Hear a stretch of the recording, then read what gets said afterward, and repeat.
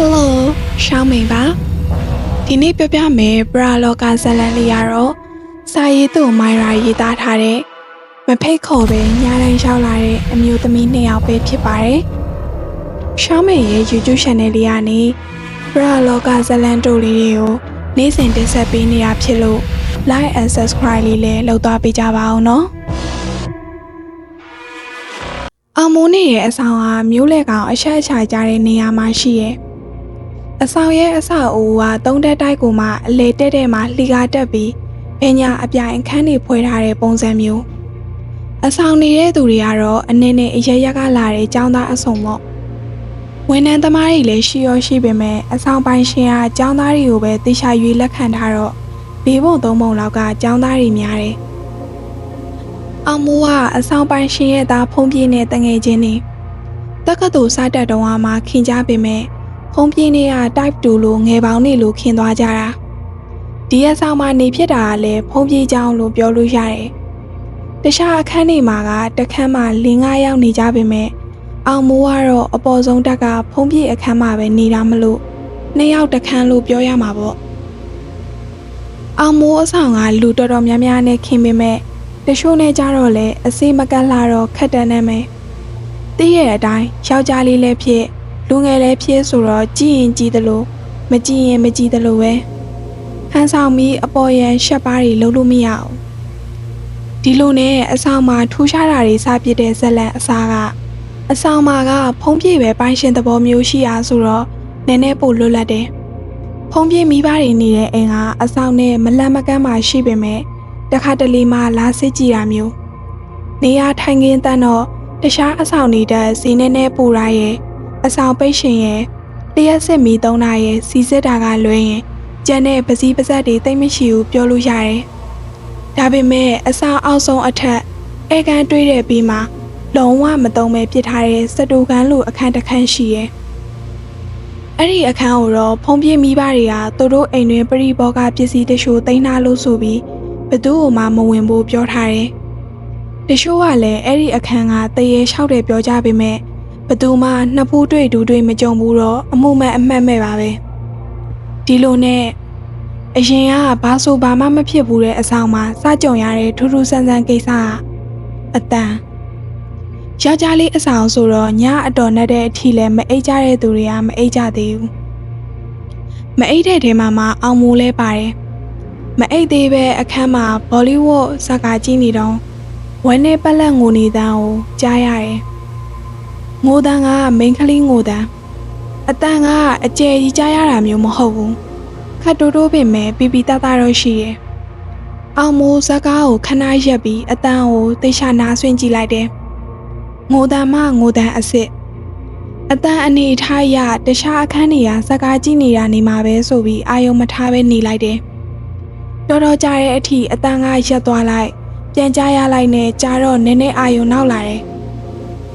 ဒါပေမဲ့လည်းဘာမှသွားပြောမနေချင်တာနဲ့ကိုးဆက်ကားကိုပဲအတန်မြင့်ကြည့်ပြီးအာယုံမထားမိအောင်နေလိုက်တယ်နောက်2ရက်3ရက်လောက်နေမှအဆောင်မှာပြန်လာတဲ့တဲ့တင်ကညဆိုမိန်းကလေးငိုတန်ကြီးကြားနေရတယ်ဆိုတဲ့တဲ့တင်အစကတော့တခြားသူတွေလည်းအောင်မို့လို့ပဲဟိုအခန်းကလိုဒီအခန်းကလိုနဲ့ပဲထင်ကြတာပေါ့အခုကအထက်တိုင်းအခန်းတိုင်းကကြားနေရတာအတန်းကလည်းအကျယ်ကြီးမဟုတ်ခက်တူတူခညံ့ညက်ပဲဒီတော့တရေလျှောက်တယ်လို့ထင်တဲ့လူတွေကလည်းထင်တယောက်ယောက်ကအကွက်ချပြီးစားနောက်နေတယ်လို့ထင်တဲ့သူကလည်းထင်ပေါ့ဖုံပြေးမိဘတွေကလည်းဒီသတင်းကြတော့မျက်နှာသိမ့်မကောင်းဘာပဲဖြစ်ဖြစ်အနေရကင်းအောင်အဆောင်မှာတရားနာလိုက်မယ်ဆိုပြီးဖုံကြီးတွေပင့်ရွတ်ဖက်အလှလုပ်ပြီးအိမ်တန်းတိုက်တန်းလှုပ်လိုက်တယ်တကယ်လေအဲ့ဒီလိုရွတ်လိုက်တဲ့ညအစပြီးမိန်းကလေးငိုတန်မကြရတော့ဘူး။ဒါနဲ့ပုံမှန်ပြန်ဖြစ်သွားပြီထင်ပေမဲ့တကယ်တမ်းကအခုမှအစဖြစ်နေတယ်။တည7 နာရီကျော်လောက်ကြီးဒုတိယထပ်ကနေအော်တန်ကြီးကြားလို့တဆောင်လုံးရုပ်ဖြစ်သွားတယ်။အော်တဲ့ကျောင်းသားကနေမျိုးအော်ရာမအတန်ကုန်အော်လိုက်တာဆိုတော့တတိုင်းလုံးကြားရတာလည်းမဆန်းတော့ဘူးပေါ့။အောင်မိုးတို့ဒုတိယထပ်ရောက်တော့နေမျိုးကအားလုံးအလဲမှာစိတ်နဲ့လူနဲ့မကပ်သလိုကြောင်းစီဖြူရော်ကြီးဘာတစ်ခုမှမေးလို့မရတော့ဘူး မေးလိုက်တာနဲ့ခေါင်းကြီးပဲတရရန်လှုပ်ပြ၏ဝေယနာတကားပတ်ကိုကြည့်ရင်ပိတ်ပေးလို့ပဲဇက်တိုက်ပြောနေရမေးမရတော့အကြောင်းအရင်လဲဂဂနနမသိဘူးပေါ့တချို့ကတော့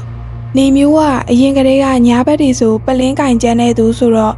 limit လိုပြီးလွန်နေပဲထင်ကြတာယောက်ျားလေးဆိုတော့လေအထူးတက်လဲဆက်စုဖို့မရှိရနဲ့ပေါ့ပါပါပဲတွေးပြီးကိုယ့်အခန်းကိုပြန်ကြတယ်ဒါနဲ့မနေ့ကျမှသိရတာက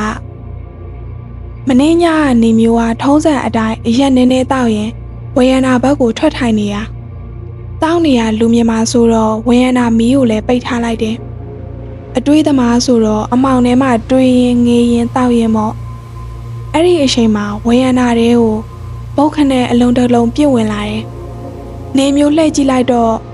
သူ့အမြင်မှာခလေးစော့တဲ့ကော်ဘောလုံးအနီလိုမျိုးကဝေယနာတောင်းကပန်းအိုးကြတဲ့ကိုလိမ့်သွားတယ်ဒါနဲ့ဘေးအခန်းကတကောင်ကနေမျိုးတောင်းနေမှန်းသိလို့လှမ်းနောက်တာပဲဆိုပြီးမျက်နှာလွှဲရင်းဆက်တောက်တယ်တအားလောက်နေတော့ခုနကပန်းအိုးဘက်ကနေတကြွနဲ့အတန်ကြားရလာတယ်နေမျိုးစိတ်တဲ့ပန်းမင်ရှိရဲ့ကြားဆိုတော့မွေဒါမှမဟုတ်တခြားအကောင်တစ်မျိုးအောင်းနေရများလားဆိုပြီးဘေးကအင်ကြီးလန်နဲ့ပလတ်စတစ်ကျိတ်ကိုကိုင်းပြီးအပင်ကြားထဲဖြဲကြည့်ရပေါ့အမလေးနေမျိုးနောက်ကိုဖင်တိုင်လေးရဲ့လဲကျသွားပေမဲ့ကြောက်စိတ်ကြောက်ကုန်းယုံထပြီးအခန်းဘက်ကိုဝင်ပြေးတယ်နေမျိုးမြင်လိုက်ရတာကပန်းမင်နေကြတဲ့ကမှောင်ရိပ်နည်းနည်းကြတဲ့အရှိန်နားမှာမိန်းမမျက်နှာနီနီကြီးတစ်ခုကိုတွေးလိုက်ရတာခေါင်းကြီးလာတော့မသိပေမဲ့နေမျိုးမြင်လိုက်ရတာကတော့အနီရောင်ရဲရဲကြီးကိုလင်းလို့မျက်နှာနေရာကြီးပဲမြင်လိုက်ရတာနေမျိုးကိုရုပ်တည်ကြီးနဲ့ပြူးကြည့်နေတာတကယ်ကိုကြောက်စရာကြီးတဲ့လေနေမျိုးအဖြစ်ကအဲ့ဒီလိုဆိုပေမဲ့တော်တော်များများကမယုံကြဘူးမယုံရတဲ့အကြောင်းအရင်းကနေမျိုးကညာဘက်ဆိုအမြဲတောက်တတ်တဲ့သူဖြစ်နေတော့မိုးပြီးအမြင်မှားတာနေမှာပါလို့ထင်ကြတယ်နေမျိုးကိုယ်တိုင်ကလည်းအစပိုင်းကစိတ်မငြိမ်တာရောမြင်လိုက်ရတာကိုမယုံနိုင်တာရောကြောင့်ဟုတ်ရဲ့လားငါအမြင်မှားတာလားဆိုပြီးတွေးဟာဖြစ်လိုက်ပေမဲ့ပြန်စဉ်းစားကြည့်လေအမြင်မမှားလေသိကြလေပဲဒီတော့သူအမြင်မှားတာမဟုတ်ဘူးတောင်းနေတာမှန်ပေမဲ့ဘာမှမသိအောင်မူလောက်တဲ့အထိမဟုတ်ဘူးလို့ပြောတယ်နေမျိုးအကြောင်းကိုသေချာသိရဲ့လူတချို့ကလွင်တခြားသူတွေကမယုံကြဘူးပေါ့ဒီလိုနဲ့အဲ့ဒီကိစ္စလဲ3-4ရက်လောက်နေရောထုံးစံအတိုင်းမင်းမပြောက်ဖြစ်သွားတယ်ဂျားထဲမှာတခြားသူတွေကြုံမသိပေမဲ့အောင်မိုးမျက်မြင်ထင်ရှားကြုံရတဲ့နေ့တွေရောက်လာခဲ့တယ်ပထမဆုံးကြုံရတဲ့နေ့အဲ့ဒီနေ့ကအဆောင်ပိတ်ရှင်ရောက်တော့အောင်မိုးကအောက်ထက်ကတန်မန်းတကားတွေကိုဆင်းပိတ်တယ်တကားပိတ်တာကဖုံးပြင်းတဲ့အောင်မိုး2ယောက်ထဲကကြုံတဲ့သူပိတ်နေကြအောင်မိုးဖုံးပြောရင်အောက်ဆင်းလာပြီးတန်မန်းတကားကိုဆွဲပိတ်တယ်ပြီးတော့တကားပိတ်ပြီးအပေါ်ပြန်တက်မယ်လို့တော့လှေကားပေါ်ကနေမိမတယောက်ဆင်းလာတာကိုမျက်လုံးတောင်းကနေတွေ့လိုက်တယ်အောင်မိုးဖုံးပြောလက်စားနဲ့မလို့အာယုံကဖုံးပြောတဲ့စီကိုပဲရောက်နေရောအမှတ်တမဲ့ပဲလှေကားထိတ်ကနေအဲ့ဒီမိမကိုရှောင်ပြီးတစ်ချက်တောင်မောကြည့်လိုက်သေးရဲ့အောင်မိုးကြည့်တော့အဲ့ဒီမိမကလည်းအောင်မိုးပြုံးတုံပုံစံနဲ့ကြည့်နေရမလို့အောင်မိုးကခေါင်းငိတ်ပြီးပြုံးပြလိုက်သေးတာဗျာပြီးတော့အောင်မိုးကဖုံးပြောရင်းဆက်တက်လာပြီးအဲ့ဒီမိမဆိုင်ကယ်ရီထားတဲ့အေကန်ဘက်ကိုဆင်းသွားတယ်လှေက4-5တက်လောက်တက်ပြီးမှအောင်မိုးတတိဝင်လာတာကယောက်ျားလေးအဆောင်တကားလဲပိတ်ပြီးပုံမှန်ဆိုမိန်းကလေးဧည့်သည်တွေလာရင်တော့အေကန်ကနေပဲထိုင်ဆောင်ကြတာအခုကအဲ့ဒီမိမဘလို့ဝင်လာလဲမသိပေမဲ့အဆောင်တကားလဲပိတ်ပြီးပြီဆိုတော့ဘေးကပြန်ထွက်မလဲဆိုပြီးအောင်မိုးပြန်ဆင်းလာတယ်စိတ်ထဲလူလို့ပဲထင်တာ哦အေကန်မီဖွင့်ကြည့်လိုက်တော့လေအခန်းထဲမှာဆိုင်ငယ်တွေကလွင်လူနဲ့တူတာဘာမှမရှိဘူး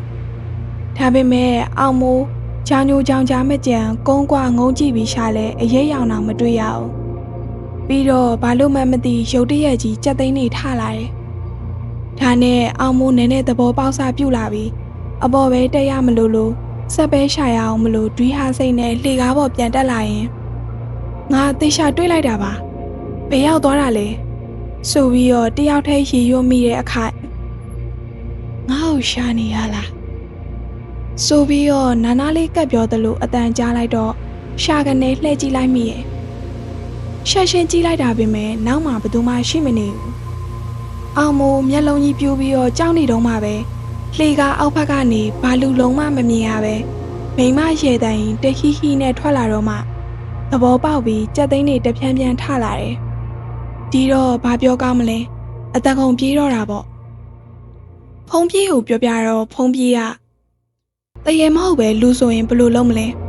အဆောင်ထဲကတကောင်ကောင်မိမခိုးလာတယ်ဆိုအလကားနေရင်တိုင်ပတ်အောင်မယ်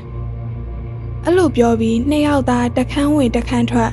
တတိုက်လုံးပတ်ရှာတာမိမနဲ့တူတာဆိုလို့အရေးရောင်အောင်မတွေ့ရအောင်ဒီတော့ဖုံးပြေးရလဲမျက်စိမျက်နှာပြက်နေပြီအောင်မိုးလဲတရေကိုအကောင်လိုက်မြင်လိုက်ရလို့စိတ်နဲ့လူနဲ့မကန့်ရှင်သလိုဖြစ်ပြီးနှစ်ယောက်သားအပေါ်တက်လာခဲ့ကြတယ်အခန်းထဲရောက်တော့ဘာစကားမှတော့မပြောရသေးဘူးဝင်ချင်းရှိသည်ငကိုကဖွင့်ထားတဲ့ပရင်ပေါက်နှစ်ပေါက်စလုံးကဝုံကနေပိတ်သွားပြီးတွိုင်းလက်တကားကြီးကလည်းကြွေကနေပွင့်လာပါလေရောဒီတော့နှစ်ယောက်သားတယောက်မျက်နှာတယောက်ကြည့်ပြီးမဟန်တော့မှန်းသိတော့ခေါင်းကိုစီဆွဲအောက်ထက်လစ်တော့တာပဲအဲ့ဒီကိစ္စဖုံးပြေးအမေနဲ့အဖေကိုပြောပြတော့ဖုံးပြေးအမေကအဆောင်နာမည်ပြတ်မှဆိုလို့ဘသူ့မှမပြောနဲ့အောင်ကြောင်ပိတ်လို့အဆောင်မှာလူနေချိန်ကြမှာအမေတို့ကြည့်လို့မယ်လို့ပြောတယ်အောင်မိုးကလည်းအလိုက်တသိနဲ့ပဲနှုတ်ပိတ်နေလိုက်တာပေါ့ဂျားထဲမှာဘာတွေဆက်ဖြစ်သေးလဲဆိုတော့အရန်ဆိုးရွားတာမျိုးတော့မဟုတ်ဘူးအခန်းတကားခောက်တယ်ညကလူရှည်တိတ်ပြီးဆိုအဆောင်ထဲမှာတက်လိုက်ဆင်းလိုက်လို့တလို့ရှေ့တန်းနေကြရတယ်အဆောင်ထဲကတော်တော်များများလဲဒီကိစ္စကိုရင်းမိကြပေမဲ့လူအများနဲ့ဖြစ်တာရောနည်းနည်းပါးပါးပဲရှောက်လိုက်ရုံရောက်ဖြစ်တာရောကြောင့်အထူးတလဲကြီးလို့ကြောက်နေတာမျိုးဘယ်သူမှမဖြစ်ဘူးငါတို့အဆောင်မှာညဆိုရှေ့တန်းနေကြရတယ်ဒီလောက်ပါပဲအဲ့ဒီလိုနဲ့ကျောင်းနေပိတ်တော့အဆောင်မှာလူတော်တော်ပါသွားတယ်ဝန်ထမ်းသမားတွေလောက်ပဲကြံတော့တဆောင်လုံးရှောက်ကက်ကက်နဲ့ပေါ့အောင်မိုးကတကြံကိုဒီမှာပဲကဲကျင်တာရောအိမ်ပြန်ဖို့ဆိုအကိုရီနဲ့မတည့်တာရောကြောင့်မပြန်ဖြစ်ပဲအဆောင်မှာပဲတောင်းတင်နေခဲ့တယ်လူနေသွားတော့တရေလျှောက်တာကပိုတိတာလာတယ်တရက်ကဆိုအဆောင်မှာအသက်အကြီးဆုံးကိုဆိုးကြီးဆိုတဲ့လူအသက်ကလည်းကြီးအလောက်ကလည်းလှုပ်သက်ရင်းနေတဲ့လူမလို့လားမသိကိုဆိုးကြီးကအတော်လေးပေါင်းလို့တင်လို့ကောင်းပြီးစီးစနစ်လဲကြတယ်အဆောင်မှာဆိုလဲလှုပ်စရာကိုင်းစရာရှိရင်အမြင်မတော်တာအကုန်တိမ်ကျုပ်လုပ်ပေးတတ်တယ်အဲ့ဒီနေ့ကလည်းရုံပေးရက်ကြီးအားနေလို့ဆိုပြီးကိုဆိုးကြီးတယောက်အဆောင်သုံးတက်တုံးကကော်ရီတာတွေမှာတပြက်စီလိုက်လဲနေရအပေါ်ဆုံးတက်မှာတပြက်စီလဲပြီးအောက်ကိုအစင်းဒုတိယတက်ကနေအောက်ထပ်အစင်းလှေကားမှာကိုဆိုးကြီးရေဟေးနမဲခေါ်လိုက်တာမလို့ရောင်အန်းထူပေးလိုက်ပြီးမှကိုဆိုးကြီးမျက်လုံးပြူသွားတယ်အသားကလူမရှိလို့တောခတ်ထားတဲ့အခန်းထဲကနေထွက်လာတဲ့အပြင်မိန်းကလေးအတန်လည်းဖြစ်နေတာနည်းနည်းတော့လန့်သွားပြီမဲ့မယုံမရဲနဲ့အတန်လာတဲ့အခန်းသားကတ်သွားပြီးပရင်ပေါင်းမှန်ကနေအထဲကိုလှမ်းကြည့်လိုက်တယ်အထဲမှာလိုက်ကရှာထားတော့ဘာမှမမြင်အောင်ဒါနဲ့ပြန်လှည့်မယ်အလုပ်အထဲကနေလိုက်ကာကိုရုတ်တရက်ပြုတ်ခနဲဆွဲလန့်ပြီးပေါ်လာတဲ့မျက်နှာကြီးလည်းမြင်ရောကိုဆိုးကြီးခမအော်ရာမအော်နိုင်ပဲတန်းပြေးတော့တာပဲလိုက်ကာနောက်ကနေရုတ်တရက်ထွက်လာတဲ့မျက်နှာကြီးကမီးဟတ်ထားသလိုအရေကွန်လန်ထားတဲ့ရဲရဲကြီးကိုမှစပင်ကျွတ်တို့ကျတဲ့မျက်လုံးကြီးကလည်းရဲရဲကြီးတေချာပေါက်တရေပဲဒါပေမဲ့အဲ့ဒီကိစ္စကိုဆိုးကြီးကတခြားသူတွေကိုမပြောပဲဖုံးပြေကိုပဲလာပြောတယ်အောင်မိုးနဲ့ဖုံးပြေကိုယ်တိုင်လည်းညဆိုအခန်းထဲမှာအိမ်သားရီဆွဲရှားတန်ကြားလိုက်စောင်းဆွဲရှားခံရလိုက်ရှေးတန်ကြားလိုက်အရင်မြင်လိုက်နဲ့မယိုရအောင်ကြုံနေရတာဆိုတော့ကိုဆိုးကြီးပြောတာကိုမယုံနိုင်စရာအကြောင်းမရှိတော့ဘူးဒါနဲ့ဒီအကြောင်းတွေဖုံးပြေမိဘတွေသိရောတခုခုလုပ်ဖို့စီစဉ်ကြတယ်စီစဉ်ရင်းနဲ့မှတေချာသိလိုက်ရတာကအဆောင်ဖုံးပြေတော့မဝယ်ခင်ရှေ့မှာပိုင်ခဲ့တဲ့သူတွေကမောင်နှမ3ယောက်အကို1ယောက်ညီမ2ယောက်မိန်းကလေး2ယောက်မှာ1ယောက်ကခရီးသွားရင်ကားအက်ဆီဒန့်ဖြစ်ရာကနေကားမိလောင်နေတဲ့ပါပြီးဆုံးသွားတယ်အဲ့ဒီလို1ယောက်ဆုံးပြီး3နှစ်လောက်ကြာတော့နောက်ထပ်1ယောက်ကအောက်ထက်ကစတိုကန်နေရာမှာကျိုးဆွဲရှာဆုံးသွားတယ်ဖုံးပြေတို့အဆောင်အစအဦးဝယ်တော့ကလည်းပိုင်ရှင်အကိုဖြစ်သူနဲ့ဓာတ်ရိုက်တွေ့ပြီးတော့အရှိုးအချောင်စည်းနဲ့ရခဲ့တာဆက်စချင်းအဆောင်မဖြစ်ခင်အစအဦးပြည့်နေကြတဲ့က တခြားနေရာတွေကဘာမှမထူးခြားပေမဲ့စတိုကန်နေရာကတော့24နာရီအသက်မဆေးအောင်တောင်းညမ်းတာဘာလို့တရေတီလို့ပြောလဲဆိုတော့အဲ့ဒီတော့ကနည်းနည်းဆက်စော့တတ်တဲ့အလုတ်သမားတစ်ယောက်ကအဲ့ဒီအခန်းထဲကိုသွားရှောင်းတာတရေကအထဲကနေသူ့ကိုပြန်ရှောင်းနေရတဲ့တရေမှာနှစ်ကောင်နဲ့အဲ့ဒီလိုနဲ့အဆောင်ရည်လိုဖြစ်လာတော့မယ်ဆိုတော့ဖုံးပြေးမိဘတွေကလည်းနီးစက်ရဆရာခေါ်ပြီးအိမ်ကိုကြည့်ခိုင်းတယ်ကြည့်ပေးတဲ့ဆရာအိမ်ကိုတန့်တော့တန့်ပေးပေမဲ့သူလုံးနိုင်တဲ့လောက်တော့လုပ်ပေးခဲ့တယ်ဒါပေမဲ့တက်နိုင်သမျှတော့အဲ့ဒီအောက်ထက်အခန်းကိုမတုံးပဲပိတ်ပစ်တာအကောင်းဆုံးပဲလို့ပြောခဲ့တယ်အဆောင်ဖွင့်လာတဲ့2နှစ်ကျော်လုံးဘာမှထူးဆန်းတာမျိုးမဖြစ်တော့ဘူးဖုံးပြေးမိဘတွေလည်းဒီကိစ္စငြိမ်းပြီးထင်တာပေါ့အခုမှဘေးကဘလို့တဆပြန်ထလာမှန်းမသိတော့အကြက်ရိုက်လာရောဒီတော့တခြားအကြားအမြင့်အထက်လန်းစီရနဲ့မေးတော့အခန်းရှိလို့ကတ်နေကြတာအခန်းဖြတ်မှနှင်လို့ရမယ်လို့ပြောတယ်ဒီလိုနဲ့အခန်းဖြတ်တဲ့နေ့ဆရာပေးတဲ့အင်းပြားတွေအစီအရင်နေတစ်ဆောင်လုံးမှလိုက်လို့ရတယ်အဲ့ဒီညတော့ကြမ်းကောင်းကြမ်းနိုင်လိမ့်မယ်လို့ဆရာသတိပေးပေမဲ့ဒီလောက်ကြမ်းနိုင်လိမ့်မယ်လို့အောင်မိုးတို့မထင်ခဲ့ရတော့အမှန်ပဲအဲ့ဒီညဖုံးပြေအကျိုးအကြောင်းပြောပြထားလို့တခြားအဆောင်သားတွေအကုန်အပေါ်ဆုံးအထက်ကဖုံးပြေတို့ဘေးအခန်းမှာလာစုအိတ်ကြတယ်အောင်မိုးတို့လည်းအစားကတော့အကုန်လုံးစုအိတ်တဲ့အခန်းမှာပဲသွားနေပေမဲ့ည7နာရီကျော်တဲ့အထိရှေ့တန်းတစ်ချက်တောင်မကြားရပဲငြိမ်နေတာရောအခန်းထဲမှာလူတွေကလည်းများလို့မအိမ်နိုင်တာရောကြောင်း2ယောက်သားကိုယ့်အခန်းကိုပြန်ပြောင်းအိပ်ဖို့လုပ်ကြတယ်ပြန်ပြောင်းလာပြီးအိပ်ပျော်သွားတဲ့အထီကိုအဟုတ်ပဲဘာမှထူးခြားတာမရှိသေးဘူးအိပ်ပျော်သွားတော့မှအောင်မိုးအိမ်မက်လိုလိုနဲ့မြင်ရတာကအခန်းထဲကိုမိန်းမ2ယောက်ဝင်လာတယ်ဝင်လာတာကလည်းရိုးရိုးမဟုတ်ဘူးဒေါ်ကြီးမောကြီးနဲ့အောင်မိုးတို့ခရေနာမှာတက်ခေါက်ခါးတထောက်ထောက်နဲ့စိတ်ဆိုးမှန်ဆိုးပုံစံနေနဲ့ခေါင်းတို့ခေါက်ပြန်ရှောင်နေရအစားကတော့သတိမထားမိပေမဲ့သေချာကြည့်လိုက်တော့မှ2ယောက်လုံးကလူယုံမကြအောင်ရုပ်ပြက်ပြီးကြောက်စရာအသွင်အပြင်နေဖြစ်နေပြီအောင်မိုးတို့2ယောက်ကိုအပေါ်ကနေမိုးပြီးတော့လက်ညှိုးငေါက်ထိုးရင်မကြင်မနဲ့ပြောဆိုနေကြတာကြောက်စရာကောင်းလိုက်တာမှမသိရင်တရေကကြီးနေရတယ်လို့ပဲဒါပေမဲ့အောင်မိုးဘေးကဘလို့အသိဝင်လိုက်တယ်မသိဒါအိမ်မက်နေရပဲမကြောက်နဲ့အောင်မိုးမကြောက်နဲ့ဆိုပြီးကိုပြန်အားပေးနေလိုက်တယ်အိမ်မက်ဟုတ်မဟုတ်တော့မသိအဲ့ဒီလိုပြန်အားပေးတာကပါဇက်ကနေအတန်ထွက်မိသွားတော့ထင်တယ်ကိုယ့်အတန်နဲ့ကိုလမ်းတလို့ဖြစ်ပြီးနိုးလာတော့ဘာအိမ်မက်တွေမနေရတော့ဆိုပြီးတော့အတန်အောလေးကိုအနီးကပ်ကြားလိုက်ရတော့တာပဲအစကတော့အရှင်မိုးတို့နဲ့အင်းနေအန်နေလုံးနေလိုက်သေးပေမဲ့အသိဝင်သွားလို့မျက်လုံးလဲဖွင့်ကြည့်လိုက်ရောအောင်မိုးအတကုံအော်ရတာပဲအော်ဆိုဇက်ကျိုးတလို့ဇက်ဆောင်ကြီးရဲ့မျက်တွင်းဟောက်ပလက်မျက်နှာရှိနဲ့မျက်နှာကအောင်မိုးကိုပေါ်မှာတက်ခွာရက်နေပြီးနောက်ထပ်ပုံပြက်ပန်းပြက်တကောင်ကမျက်နှာကျက်မှာရှောက်ပြေးနေရင်ကအောင်မိုးအော်တန်ကြတော့အောက်ကိုခုန်ချလာပြီးအော်တန်ကြောင့်နိုးလာတဲ့ဖုံးပြေကိုရှရောက်ကနေဆွဲပါလေရောဘာပြောကောင်းမလဲ2ယောက်သားငိုတန်ကြီးနဲ့ကဲပါယူပါအော်ကြတာပေါ့ဖုံးပြေတော့ဘလို့ဖြစ်နေမှမသိအောင်မိုးကတော့မျက်လုံးစုံမိတ်ပြီးအော်တာအခန်းထဲကိုတခြားသူတွေပြေးဝင်လာပြီး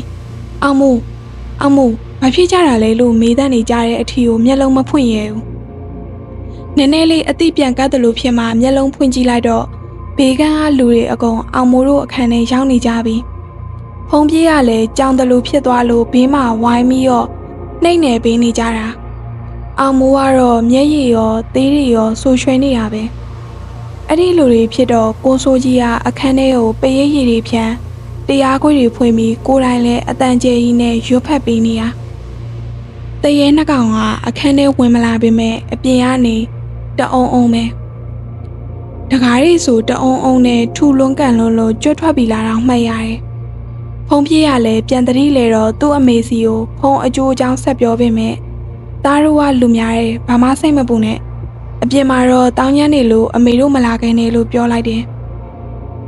ကိုဆိုကြီးလည်းစိတ်မပူဘူးဝင်ပြောပြီးတော့ဖုံးပြေးမိဘတွေကလည်းနည်းနည်းစိတ်ပူတက်တာသွားပုံရပါတယ်တကယ်ကအဲ့ဒီညကိစ္စကြောင့်ဖုံးပြေးရှရောက်မှာလက်ရလို့အညိုအမဲကြီးကိုဆွဲသွားတာမိုးလင်းလို့အတန်ငိမ်မှဆင်းကြည့်ကြတော့ အောင်ဆုံးထပ်မှာဆိုလဲခုံနေအကုန်ပြောင်းဆန်ဆိုင်ငယ်တွေလဲအတကုံကျန်းထားတဲ့ပုံစံပြီးတော့အပေါဝမှာဆရာခင်းခိုင်းလို့ခင်းထားတဲ့သဲပြမှာလဲရှေးရကြီးတွေထင်းနေရဲ့အဲ့ဒီနေ့ကင်းဆရာကိုပြန်ခေါ်ပြတော့ထွက်သွားပြီးစိတ်ချလက်ချတာနေကြတော့လို့ပြောတယ်အဆောင်သားတွေလည်းအဲ့ဒီကြတော့မှတက်ပြင်းရှာနိုင်တော့တာပဲဒါကြောင့်အကုန်စိတ်မချသေးလို့တပတ်လောက်ကြာတဲ့အထိတခန်းနဲ့စူးအိတ်ကြတော့ဘာမှမရှိတော့တာသိကြမှာကိုယ့်အခန်းကိုပြန်အိတ်ကြတော့တယ်